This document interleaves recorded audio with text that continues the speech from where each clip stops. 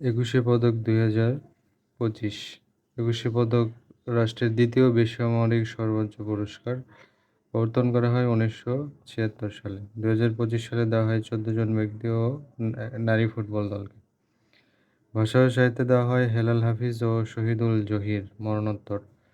সংস্কৃতি ও শিক্ষায় দেওয়া হয় ডক্টর শহীদুল আলম, দুদকের প্রতিষ্ঠাতা।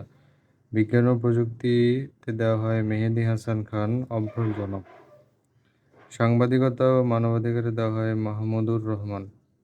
সাংবাদিকতায় দেওয়া হয় হাফিজুল্লাহ। সঙ্গীত বিষয়ে দেওয়া হয় ওস্তাদ নীরদ বরুণ বড়ুয়া ও ফেরদৌস আরা। চিত্রকলায় দেওয়া হয় রোকেয়া সুলতানা। গবেষণায় দেওয়া হয় মইদুল হাসান। চলচ্চিত্রে দেওয়া হয় আজিজুর রহমান। আলোকচিত্রে নাসির আলী মামুন। শিক্ষায় দেওয়া হয় ডক্টর নিয়াজ জামান। সমাজসেবায় মোহাম্মদ ইউসুফ চৌধুরী। ক্রীড়ায় দেওয়া হয় বাংলাদেশ নারী ফুটবল দলকে। তবে বিজ্ঞান ও প্রযুক্তিতে দলগতভাবে দেওয়া হয়, যার দলনেতা ছিলেন মেহেদী হাসান খান। তবে দলগতভাবে 4 জনকে দেওয়া হয়।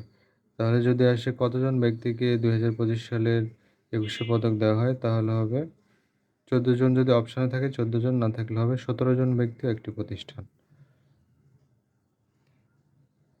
2025 সালের